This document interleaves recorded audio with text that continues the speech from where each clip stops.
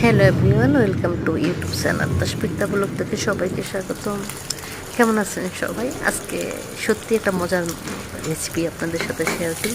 এটা হয়তো অনেকের পছন্দ নাও হতে পারে, অনেকের কাছে ভালো নাও লাগতে পারে, কিন্তু বেশিরভাগ মানুষেরই আমার মনে হচ্ছে যে ঢাকার শহরে বিশেষ করে বেশিরভাগ মানুষেরই খুব পছন্দের।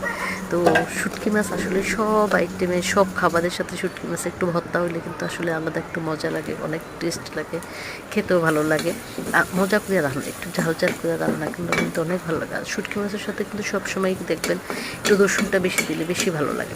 যদিও অনেকে সবজি দেয় সাথে, আমি কিন্তু আজকে বাসায় কোনো ধরনের সবজি ছিল না, এই জন্য দিতে পারিনি। আমার আজকে সবজি থাকবে শুধু রসুন আর পেঁয়াজ। তো কেমন আছেন সবাই? ছোটো ছোটো ভিডিও সবসময় দিই।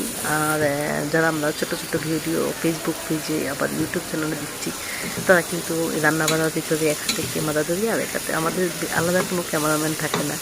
আমরা মেয়েরা আসলে ইচ্ছা করলেই সব কিছু করতে পারি, ইচ্ছা করলে কত কষ্ট করি, রান্না করি, আবার শখ পূরণের জন্য আমরা ভিডিও তৈরি করি। তো আমি শুটকি মাছটা প্রথম তেলের ভিতরে একেবারে ভাজা ভাজা করে নিচ্ছি। আর শুটকিটা এত ভালো ছিল, একদম তাজা তাজা শুটকি ছিল।